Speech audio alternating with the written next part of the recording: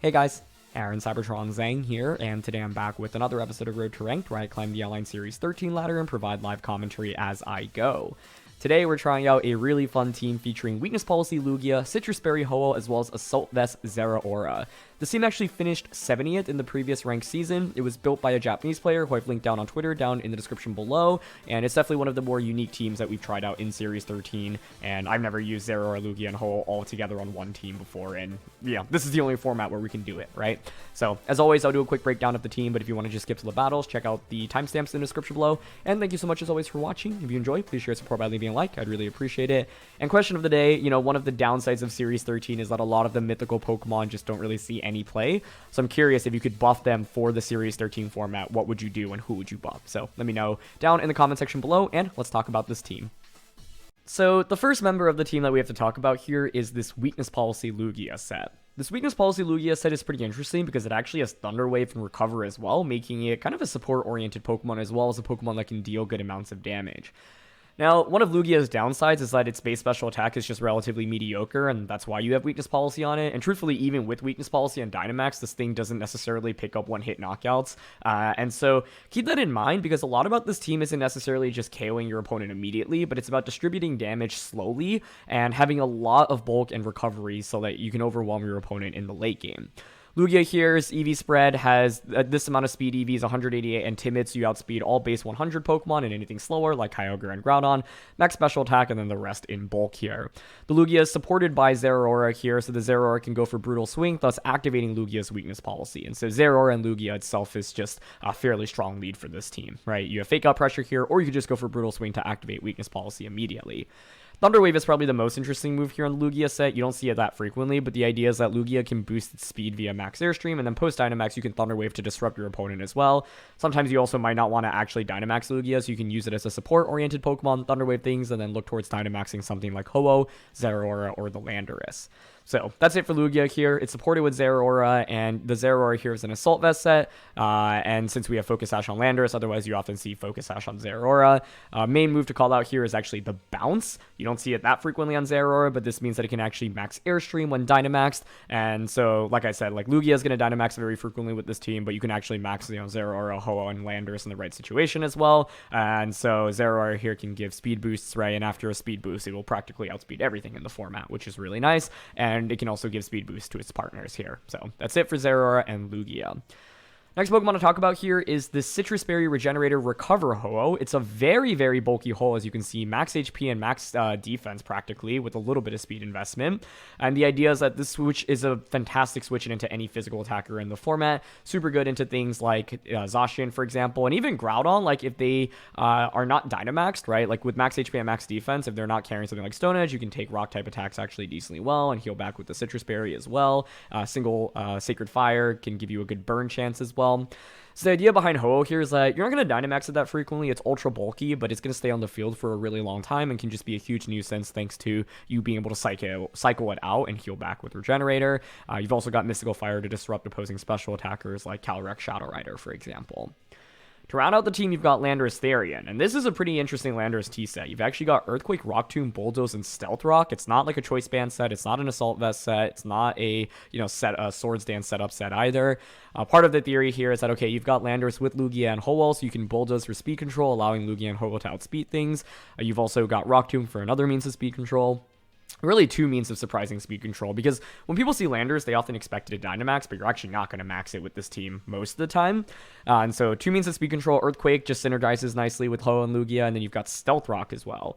Stealth Rock is a move that you almost never see in VGC because there's not just as much switching as you might see in a singles game like a 6v6, for example. But Stealth Rock can be really valuable in this format where there are a lot of Focus Sash Pokemon, whether it be Whimsicott or Calyrex, and a fair amount of Flying type Pokemon as well. And so this allows you to go for something like a Landorus plus Lugia or Landorus Ho-oh lead, or I've gone Zeraora Landorus and just pressure with Fake Out plus Stealth Rock as well, and kind of disrupt your opponent in the early game. Part of where Stealth Rock helps is that with this team, you're not really picking up one-hit KOs often, and so with a little bit of chip damage, then it might put them in range where you can actually get one-hit knockouts. Finally, you've got Ferrothorn here. This is just a classic Iron Defense Body Press Leech Seed set. This can really, close out games for you. And one thing that's interesting is I feel like a lot of Zacians are actually dropping a fighting type attack like Sacred Sword or Close Combat. And so because of that, Ferrothorn can actually have a slightly better matchup into some of the Zacians in this format. And the final Pokemon here is just our very own Zacian. And indeed, this one does not have a fighting type attack. It has Behemoth Blade, Play Rough, Quick Attack, and Protect. So this is definitely very different from a lot of the teams that we featured so far in the format, but I think it very much revolves around either trying to enable Lugia early on or kind of playing defensively, stalling out your opponent's Dynamax, and then playing towards a potential late game Lugia sweep. And yeah, it's all about kind of just distributing your damage. Once again, you're not really going to pick up one-hit knockouts that easily, but that's okay because your opponent is going to struggle to KO you in return often because there's just so much bulk between the Lugia and the Ho-Oh to work with here. So yeah, I'm really excited to feature this duo plus Zeraora. Let's get started. Okay, this is the Ho-Oh Zamazenta team that we featured pretty recently. So how do we want to approach it? How good is Zeraora plus the Lugia here? It's not bad. Honestly, like, I'm really looking at this Stealth Rock Tomb Landorus. Because, like, when you see Landorus, you're going to expect it to be, like, a Dynamax option, but we can use it defensively here, which is pretty sweet. So, like, I'm actually thinking of something like Landorus plus Zeraora as the lead. And then in the back, we're going to play towards Lugia and Ho-Oh, I think. I'm not bringing Zacian in this one because it's just not super good into the majority of the opposing team. Like, Zamazenta gets a defense boost. Ho-Oh's really good into Zacian. Calyrex can Will-O-Wisp it.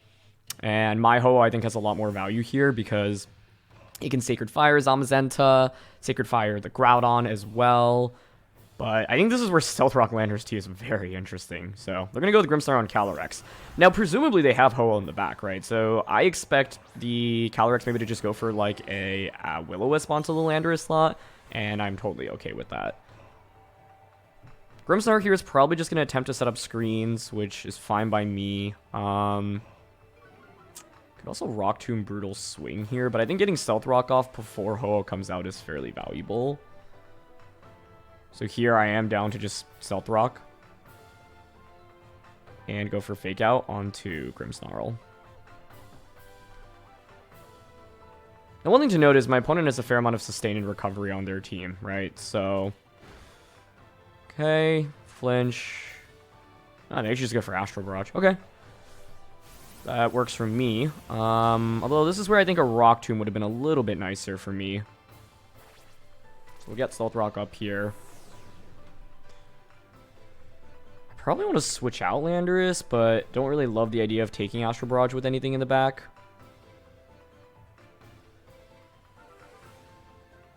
I think it's okay to maybe switch out into Ho-Oh here.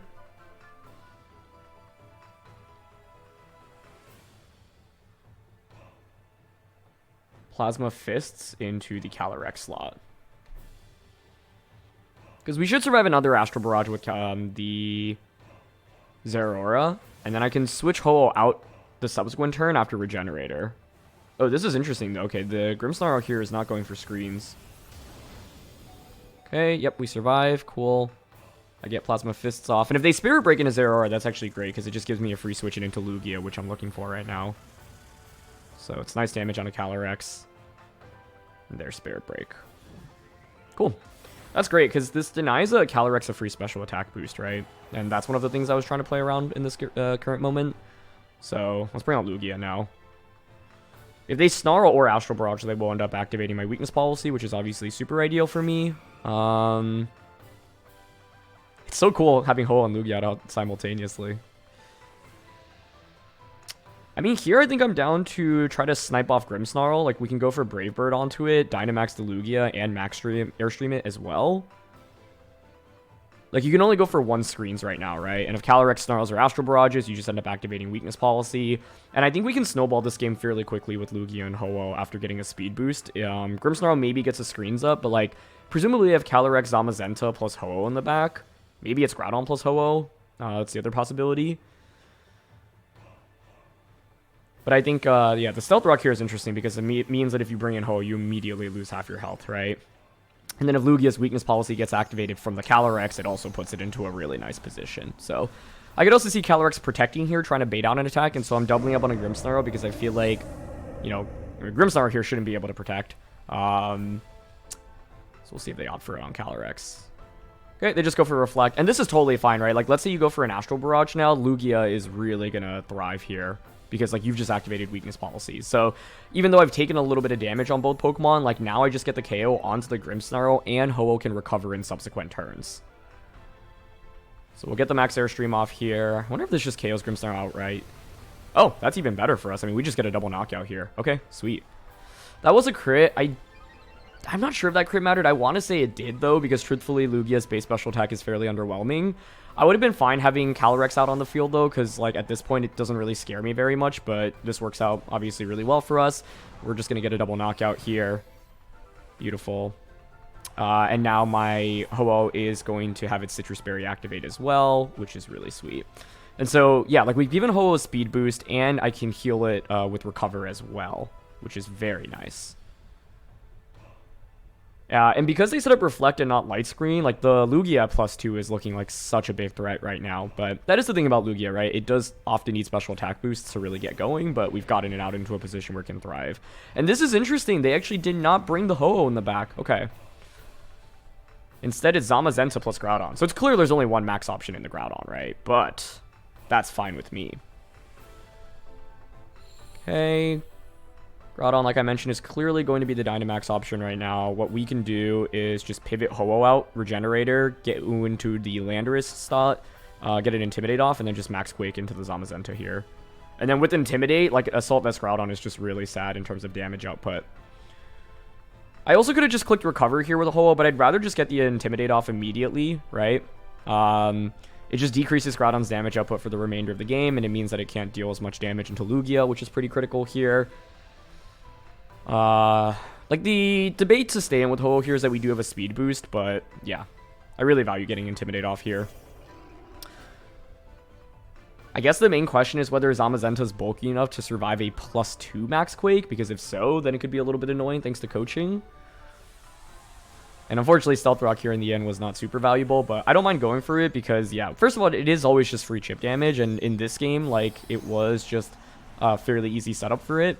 And two, if they brought Ho in the back with Zamazenta, I think this game essentially would be over immediately, right? And turn one, like, the slightly better play maybe would have been Rock Tombing the Calyrex, because my opponent did a great job just going for an attack immediately with Astral Barrage, rather than going for, like, a Will-O-Wisp to kind of stop Landorus-T. So we get Max Quake off there. Zamazenta hangs on with what looks like to be 1 HP, or maybe 1, 2, 3 HP. That's a little bit unfortunate. I, for that reason, actually could have stayed in with Ho and doubled up onto the Zamazenta slot, but they actually go for Snarl. Okay. Them going for Snarl over coaching is a pretty big deal here, because it means you're not giving Groudon any boosts, which means you're stuck at -1 for this game. And a Phantasm here onto Lugia. Okay. That's a very pleasant surprise. I think I was worried about something like coaching and then just Rockfall to KO Landorus there. So I actually don't hate the idea of maybe staying in with Ho-Oh there and just getting the KO. I mean, now we're in really good shape. I can just switch back out into Ho-Oh here to get another Intimidate off, and then I can go for Airstream here to give Ho-Oh a speed boost once again. So, yeah. It is a little bit unfortunate we just missed out on the KO on Zamazenta. Like, that literally looks like 1, 2, 3 HP. So if we get the knockout there, then, you know, they don't get Snarl off. In the end, actually, their turn wasn't super bad for us to go up against. Like, it could have been a lot worse, because they could have gone for, like, Behemoth Bash, they could have gone for coaching as well, but now I just get the KO, and Landorus is going to be able to cycle back in for an Intimidate. I think coaching was the move I was most worried about in that position. So now I get another speed boost onto the Ho-Oh. And actually, yeah, I should have considered Light Screen. Or sorry, no, they didn't have Light Screen, they only set up Reflect earlier. Another Phantasm onto Lugia, we survive, cool. Yeah, I mean, I do have to worry a little bit about Groudon right now, because it is, like, you know, fairly tanky. And I don't want to rely on winning off, like, a Sacred Fire burn. So this is still a little bit scary. That's for sure. Just double checking the field state, though. You're at -1 attack. Stealth Rock is up. You still have 2 turns of Reflect, but it should be 5, thanks to Light Screen. Or, sorry, Light Clay. I'm willing to switch Ho-Oh out into Landorus here. Get another Intimidate. and Aeroblast into the Groudon slot. Like, Groudon's damage output is just significantly reduced now, but yeah, it may have been better to have just stayed in with Ho-Oh earlier and get the knockout onto Zamazenta. But it was, Max Quick was so close to KOing, right? Because if we just KO there, then they don't even get an attack off there with the Zamazenta. But in the end, the Snarl was not really super relevant in this end game. Okay, Aeroblast for a little bit of chip damage, and they are going to go for Rockfall this time around. Okay, makes sense. It's going to go into Landorus. Going to get the knockout there. It gets a critical hit as well, that's fine. So now it's Ho-Oh plus Lugia against Groudon. Groudon actually never got a single special defense boost as well, or defense boost, so that's pretty nice for us. 28 down to 17, so I can take 2 ticks of sand.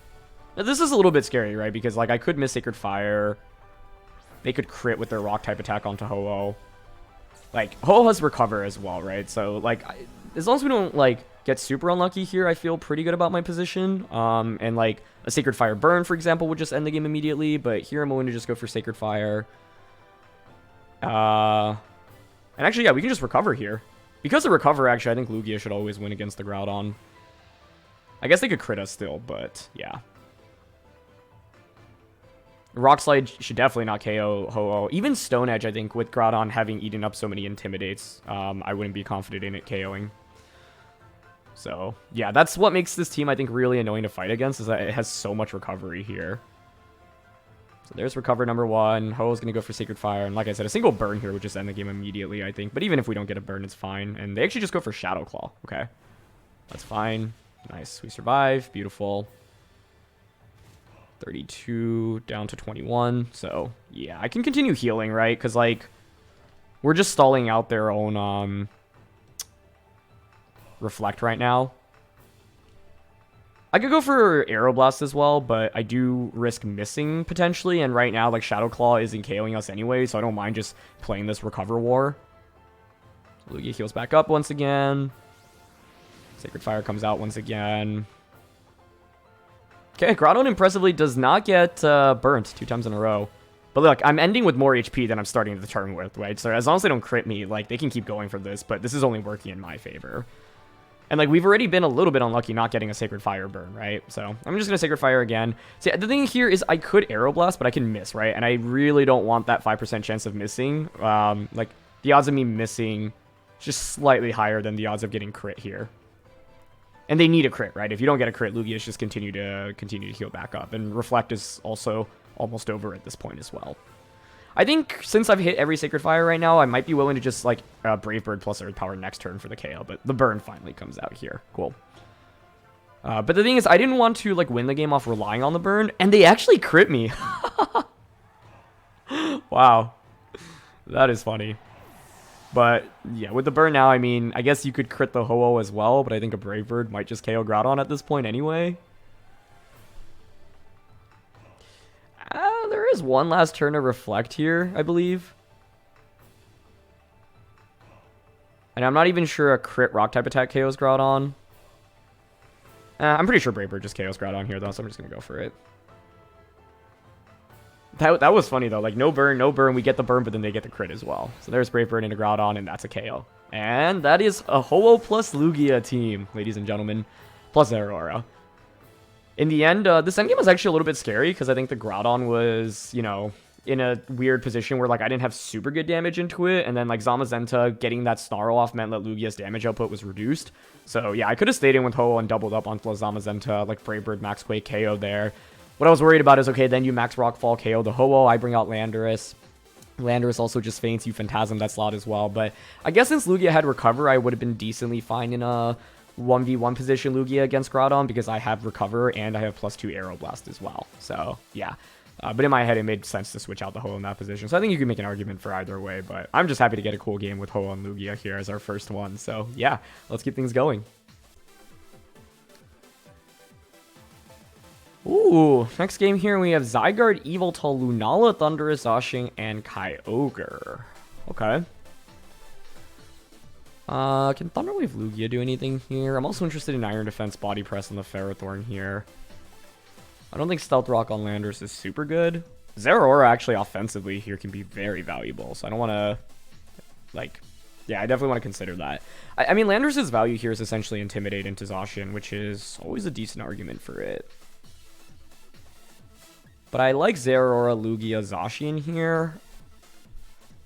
I'm debating about Ferrothorn. I'm just like, can I really get it set up in this matchup? I think it's possible. Ho-Oh's really not that good here. I'd mainly fish for a burn onto Zacian or Zygarde, so I'd rather bring Landorus or Ferrothorn here. I'm honestly down to give Ferrothorn a shot here. Like, they have a fair amount of physical attackers, and like Iron Defense plus Leech Seed plus Body Press can stall this game out.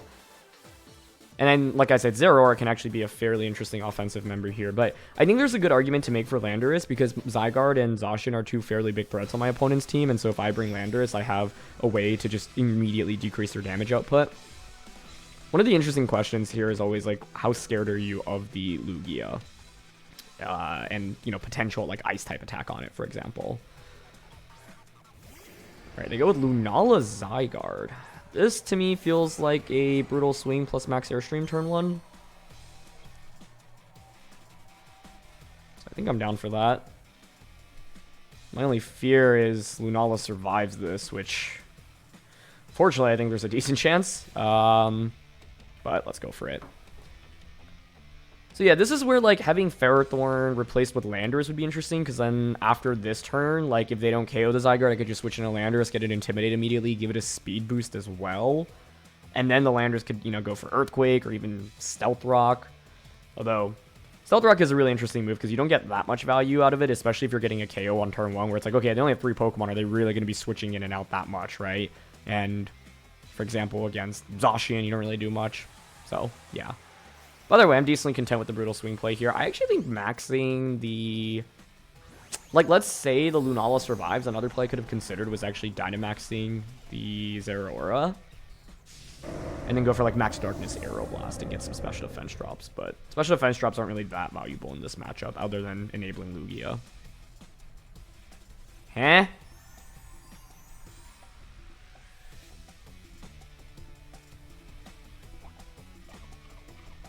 Huh? Colberberry Magic Coat Lunala. I'm gonna be honest, I've never fought against this before. Like, at all. So I'm very intrigued right now. Yeah, we do not KO with Airstream. That's okay. That is interesting, though. That is definitely interesting. And they just go for 1,000 arrows. Okay. Could be worse, I guess. Zeraora, I really don't have much value with this right now. I think it's fine to... I mean, it does feel a little bit bad to, like, switch in to Zacian and eat up 1,000 arrows, so it might be better to just give up the Zeraora right now. I wonder if Brutal Swing actually just KOs Lunala. I think it should, actually. So I'm down to just Brutal Swing here, and then just Airstream. Actually, do I want to consider going for Max Quake onto Zygarde? I mean, I don't think Airstream is ever KOing here, but I'm down to try. Okay.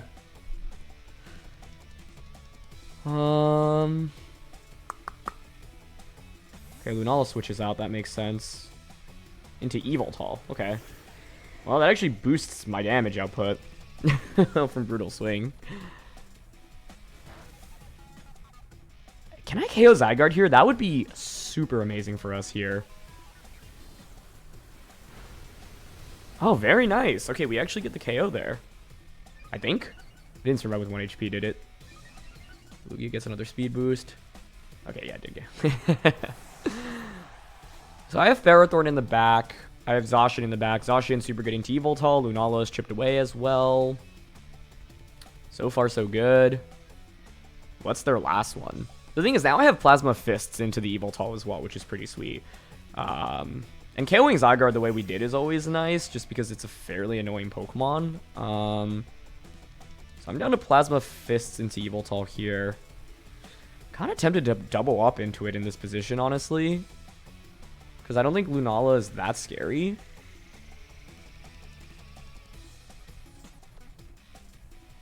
Yeah, let's see. Because if I get any chip damage onto it, then a Behemoth Blade from Zacian will just finish it off. But Lunala is just kind of a wild card right now. I mean, we ran into Colberberry Magic Room. Like, I've literally never fought against that ever. Okay, here's Dynamax. I mean, I expect it to be Max Evoltall, which is fine. I guess they do pressure me with the double KO right now. And one other thing I have to be a little bit careful about is Ferrothorn not being able to body press the Lunala slot. I don't know. Maybe it was better to just take the KO on Lunala with one of my Pokemon here. Alright, we get Plasma Fists off. Nice damage, honestly. No weakness policy. This is probably Assault Vest, if I had to guess, but... Oh, actually, I'm not sure it is. Okay. I'm very curious what my opponent's final Pokemon is here. I probably lose both Pokemon, but I could see them going for Trick Room with the Lunala, and if that's the case, that's actually totally fine with me, because then I get a free switch into Ferrothorn. Lugia actually survives that as well, so if Lunala doesn't Trick Room here, actually, they're in really bad shape, I think, because then I just pick up a double KO next turn. Life Orb on the Evoltall, okay. Yep, and they're going to Trick Room. Okay, fine by me. Ferrothorn now can just body press the Evoltall for a KO. But yeah, if I had airstreamed into the Lunala slot there, this game probably would have just been over as well. I would have had the speed boost to work with, but late game Ferrothorn plus Zacian with Quick Attack is looking pretty good for us right now. I think I just give up both Pokemon here, honestly. Plasma Fists and Aeroblast. And then I bring out Zacian plus Ferrothorn. And then I can just body press Behemoth Blade, double KO. And then it's Zacian plus Ferrothorn against whatever their final Pokemon is. Could be Kyogre, could be Zacian. Kyogre is the interesting one, I think, but like Leech Seed plus Body Press will be really strong into it. And then I also have Quick Attack to decrease Water Spout damage. And if it's Zacian, I feel fairly confident. I guess the main question is, if you have Zacian, do you have Sacred Sword on it? But, oh, they actually miss. They go for Air Slash rather than Moongeist Beam, which, like, do they not have Moongeist Beam? Because if you don't, if you have it, I think you should always go for it, truthfully. Because, yeah, now they just get screwed from missing, right? Okay. Yeah, I mean, that's obviously quite lucky for me here. As now I get Aeroblast off into the Lunala slot for a KO. Okay. So I think their last one's Zacian or Kyogre. I honestly wouldn't have minded a double free switch in here, though, because the Lunala wasn't really threatening either of my Pokemon that much. So, if their last one is Kyogre... I do have to worry about a special defense drop, right? I do think Kyogre as their last one makes sense. I'm down to just switch into Ferrothorn here, I think. Yep, it is Kyogre. Okay, that's fine. I wonder if it was better to Aeroblast Evoltall there as well. But basically, if I had fainted there, then I get Zacian in for free. I can just Quick Attack. Or, sorry, Body Press Behemoth Blade and pick up a double KO from that angle. I mean, here I'm down to just Body Press into the Evoltall slot. There's 3 turns of Trick Room.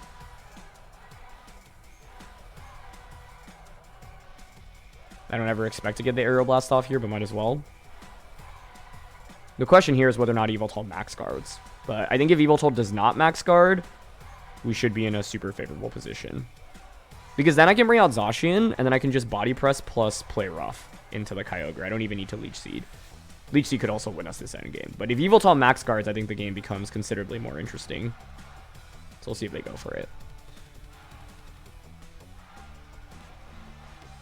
Cool, they don't max guard. Nice. So Ferrothorn delivers the finishing blow to Evoltall there. Now it's a 3v1. Kyogre presumably clicks Water Spout here, although you might be a little bit hesitant to Water Spout because like Ferrothorns occasionally carry Power Whip.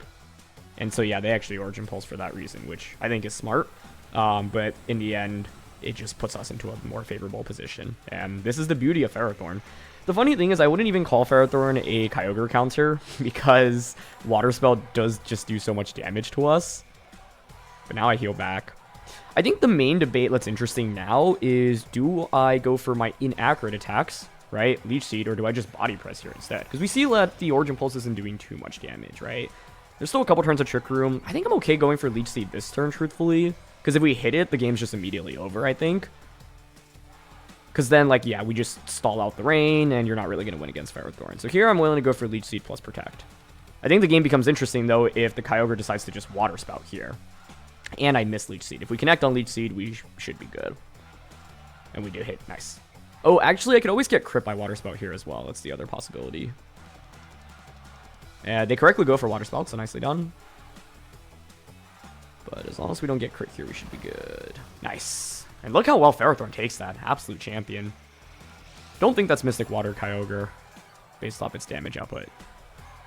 So yeah, like that turn was a little bit interesting because I could have actually gone for something like Quick Attack plus Body Press, right? Then Water Spout does considerably less damage into Zacian. Then protect the Zacian to stall out the last turn of Trick Room and then play rough. And like, you know, Leech Seed's accuracy is also 90 here. Well, yeah, I mean, if I'm relying on hitting a 90% attack in the end anyway, nah.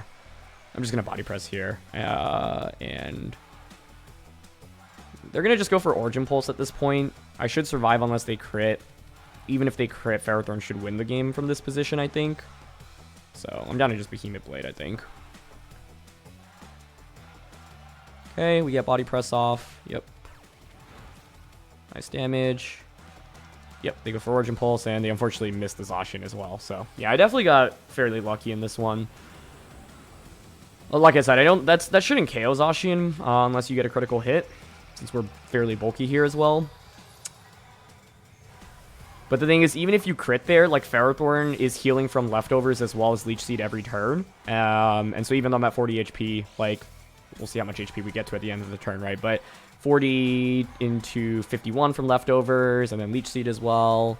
So we've healed 11 so far.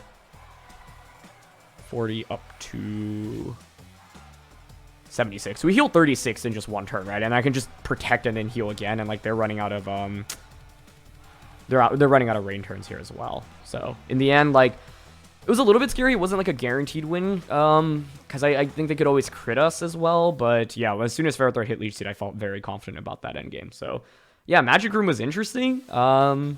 Don't really think it accomplished too much for my opponent ultimately, but I'm just happy we were able to knock out the Zygarde. And then, yeah, I think like Zeraora being able to actually deal really significant damage with Plasma Fists here was really crucial as well. So glad to feature the Zeraora Lugia combination a little bit more in this one, because in the first game, our opponent kindly activated Weakness Policy for us, but Zeraora as a result, you know, didn't activate Policy on the Lugia. But this is one of the fun things that this combination can do.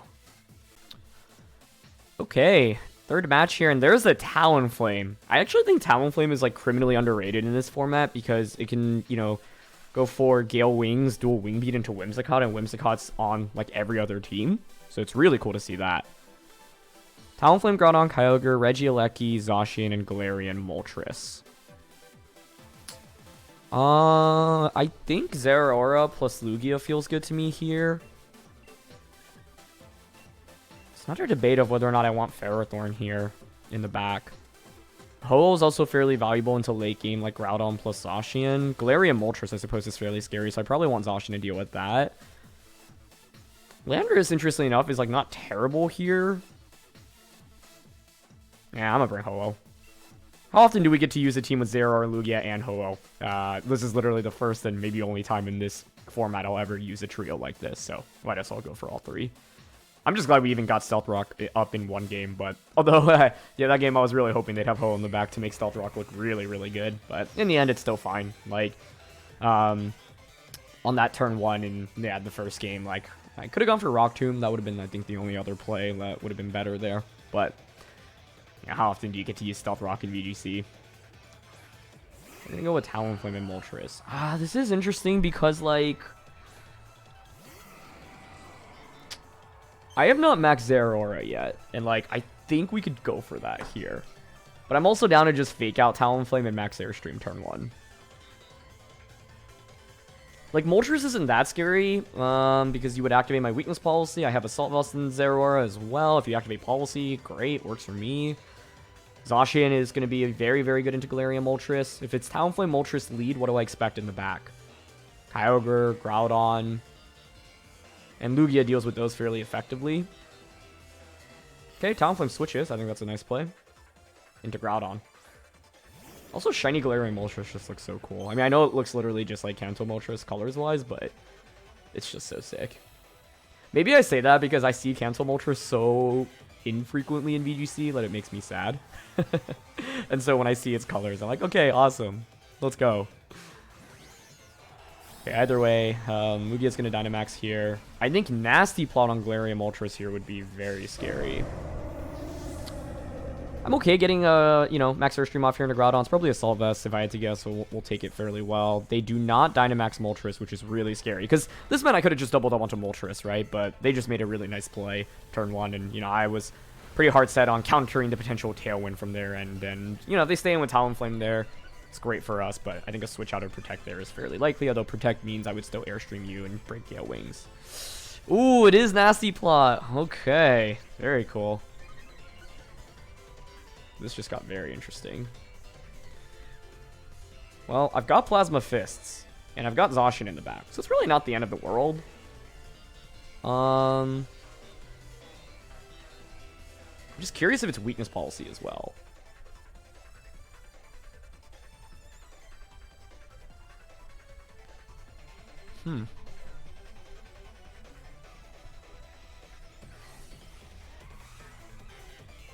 Like, I want a Plasma Fists and Airstream Moltres right now. Especially with Ho-Oh and Zacian in the back.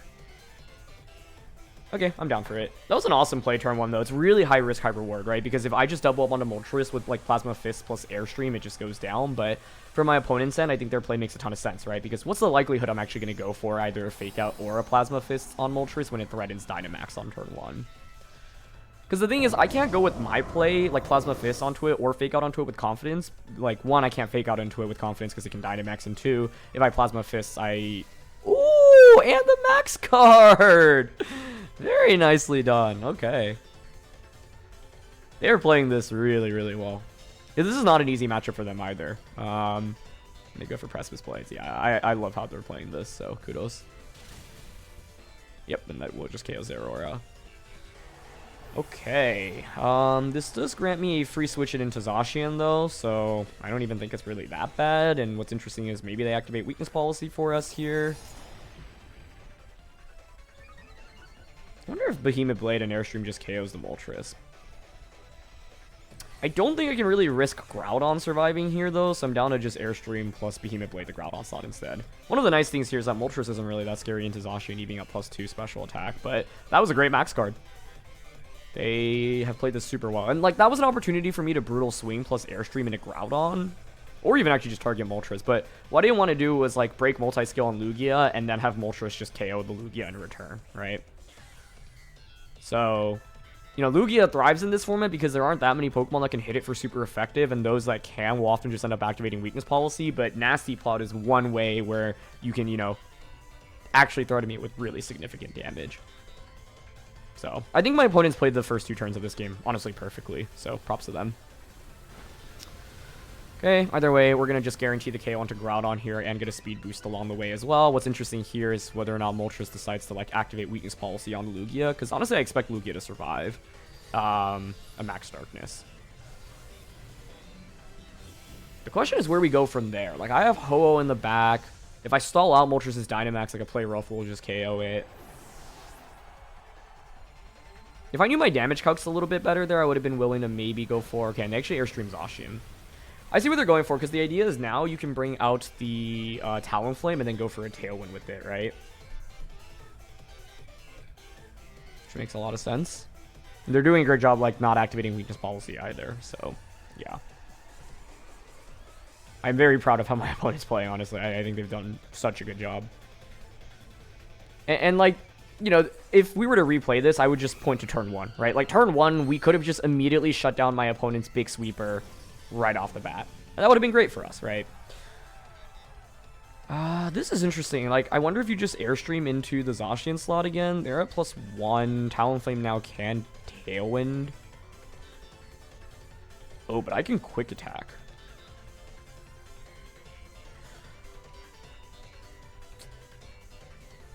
Basically, like, I'm intrigued by the idea of maybe switching out. I have Thunder Wave here as well.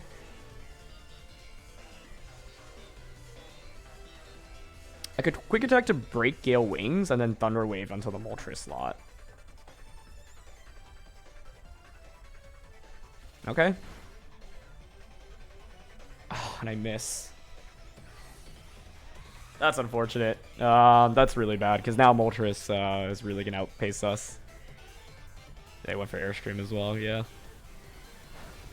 They made the right target there, though. But, yeah, Thunder Wave would have helped us immensely because it gives us a para chance. If they get parried there, actually, they're just, I think, kind of done for because then the next round can just Aeroblast plus play rough. So, I am a little bit sad that our one attempt Thunder Waving with Ho-Oh there did not work out. But my opponent did such a good job playing around the threats, right? Because, like, sorry, Moltres, not Ho-Oh. The colors are really messing up with me here. But basically, yeah, like the idea here is that I had 2 Pokemon that were fairly effective into the Talonflame. Also, we have 4 flying types out on the field right now. This is so funny. There's a Talonflame, a Moltres, a Lugia, and a Ho-Oh. I would have never expected to see this in VGC, honestly. So, that's pretty cool. Plus 2 speed. Plus 2 speed. But you have Tailwind as well. Yeah, you should just, like, break multi-skill on Lugia here. That was such a bad Thunder Wave miss, unfortunately, but it happens. I will just Sacred Fire here and Aeroblast if for some reason they let me actually get these attacks off. Oh, they actually go for Will-O-Wisp! An Ancient Power! That KOs me, right? Oh, it doesn't! And they get a boost! No way.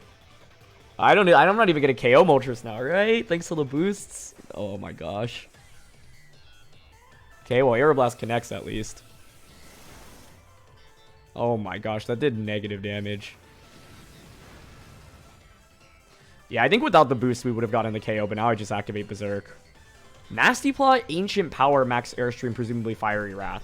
So yeah, they didn't have Protect on it. Which, yeah, like, that inference is also interesting, right? Because in a best of 3, then I would know, okay, you either have to Nasty Plot or Dynamax. Like, you can't Protect, right? Unless you Max Guard. That is so unfortunate they got the boosts off as well. But I guess we did dodge Will-O-Wisp, although that didn't really matter very much. I think if I were my opponent's shoes, I would have targeted Lugia. And I guess there's a chance they don't have Fiery Wrath, but that would be pretty crazy, right? Yeah,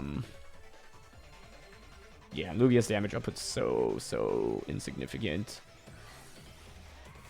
I'm going to recover here, Aeroblast, like, hope they activate Policy, but they did such a good job, like, never giving me a chance to activate Weakness Policy. So, yeah, they're just going to Flare Blitz here. That makes sense. Into Lugia. Fiery Wrath here. Probably just picks up the double KO. I mean, they're at +4 special attack now, so yeah, there it is. Yeah, I mean, this is a game I don't mind losing. Like, 1, my opponent had a really cool strategy with the Ancient Power, Nasty Plot, Moltres. 2, they played really well. And 3, I got a little bit unlucky. And I can't complain about the luck here. Like, because I certainly could have just played better. And we got fairly lucky in the previous game. But, like, for example, if I don't miss the Thunder Wave there, this is a completely different game. And if they don't get the Ancient Power boost here, this is also a completely different game. Because I would just get the knockout onto the Lugia. Or, sorry, the Ho-Oh slot. Not the Ho-Oh. The Galarian Moltres slot. So Sharp Beak on Talonflame, Assault Vest Groudon, yep, Brick Break, that's cool. Mystic Water Kyogre, Magnet Regieleki, Weakness Policy, Max HP, Max Special Attack, Nasty Plot, Ancient Power, Moltres, and then Zacian. Definitely one of the cooler teams we fought against. Yeah, and I think they made Galarian Moltres look really good. So yeah, like, Zeraora even Dynamaxing could have been interesting. I didn't want to do that since they had the threat of Groudon in the back. So, like, yeah, I think I just didn't need to be that scared of a regular Moltres if it didn't have Nasty Plot or Weakness Policy go off, right? And if you Dynamax Moltres, I don't think I need to be that scared of it. I guess the fear is if I doubled up onto Moltres on turn 1, and then they Tailwind, and they have Weakness Policy, right? But I think so many players are going to switch out the Talonflame in that spot, and if I had just read into that, we probably could have just won this game immediately. Because truthfully, if we just KO Moltres, then you're left with Talonflame, Groudon plus a third, and with, like, none of those are really that scary. Moltres was just by far the biggest threat to Lugia in this one. So, yeah, really well played by my opponent, though. So, props to them. Anyway, that's going to be it for this one. I hope you enjoyed the Ho-Oh plus Lugia team. This one was honestly a blast. Like, this, once again, like, we have used, you know, some of these Pokemon, but never together, and I think it just operates in a very different manner from a lot of the teams that we featured thus far. So, yeah. Thanks so much as always for watching. If you enjoyed, please show your support by leaving a like. Don't forget to answer the question of the day, and I'll see you all next time. All right, peace.